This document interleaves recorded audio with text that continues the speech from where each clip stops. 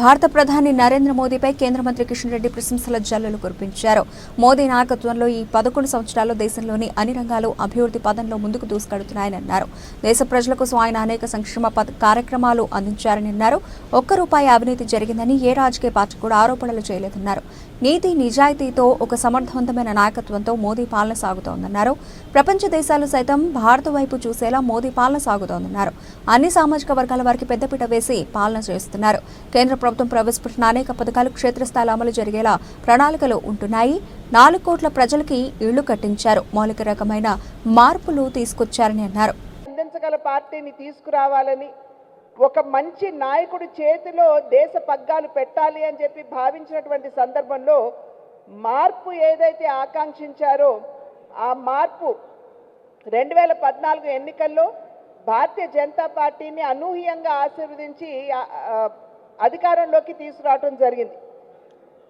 అప్పట్లో భారతీయ జనతా పార్టీ నినాదం సబ్కే సాత్ సబ్కా వికాస్, అంటే అందరినీ కలుపుకుంటూ అందరికీ సంక్షేమాన్ని అందిస్తూ దేశ సర్వతోముఖాభివృద్ధిని సాధించాలి అనేటువంటి లక్ష్యం.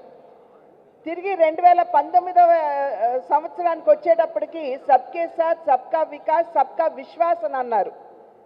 అంటే అందరి విశ్వాసంతో ఏదైతే 14 నుండి 19 వరకు దేశ ప్రజలకి వాగ్దానం చేశారు వాటిని నెరవేర్చినటువంటి నేపథ్యంలో దేశానికి ఒక మంచి పరిపాలన, అవినీతి రహిత పాలన అందించినటువంటి సందర్భంలో అందరి విశ్వాసాన్ని చూరగొన్నాం కాబట్టి సబ్కే సాత్ సబ్కా వికాస్ సబ్కా విశ్వాస్ అని అన్నారు.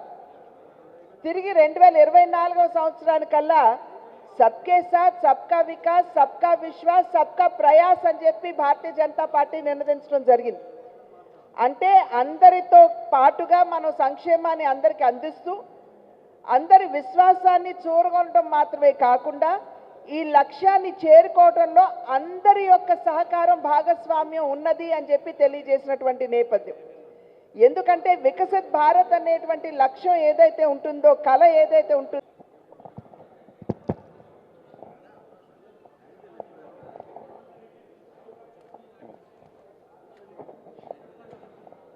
అందరికీ నమస్కారం. కార్యకర్తలు ఎవరైతే ఉన్నారో దయచేసి ఎవరు మాట్లాడకండి. అవసరం అనుకుంటే బయటికి వెళ్ళి మాట్లాడుకోండి. ఈ హాలు మీటింగ్కి ఉపయోగపడదు, రీసౌండ్ వస్తుంది. కాబట్టి పత్రికా విలేకరులు మనం చెప్పాల్సినటువంటి అంశం వాళ్ళకు అర్థం కావాలి, వాళ్ళు వినబడాలి. రెండోది, వాళ్ళ ద్వారా మన తెలుగు ప్రజలకు మరి వివరాలు చేరాలి. కాబట్టి దయచేసి అందరూ సహకరించాలి. నరేంద్ర మోడీ గారు మూడోసారి ప్రధానమంత్రిగా నిన్నటి రోజు ప్రమాణ స్వీకారం చేయడం జరిగింది. ఈ సందర్భంగా దేశవ్యాప్తంగా భారతీయ జనతా పార్టీ నేతృత్వంలోని నరేంద్ర మోడీ గారి నేతృత్వంలోని ఎన్డీఏ తట్టుకొని ఈ దేశంలో 1 నేషన్ 1 ట్యాక్స్ జిఎస్టీ తీసుకొచ్చిన విషయాన్ని ఈ సందర్భంగా మనవి చేస్తున్నాను. అనేక రకాల అనుమానాలు వ్యక్తం చేశారు. కానీ ఈరోజు జిఎస్టీ తీసుకొచ్చిన తర్వాత సాధ్యమైనంత వరకు మరి అవినీతి తగ్గింది. అదే రకంగా మోసాలు కూడా తగ్గాయనే విషయాన్ని ఈ సందర్భంగా మనవి చేస్తున్నాను. అంతేకాకుండా ఈరోజు పన్నుల సేకరణ తర్వాత జిఎస్టీతో 50% ఆయా రాష్ట్రాలకు జిఎస్టీలో ఇస్తున్న విషయాన్ని మనవి చేస్తా ఉన్నాను.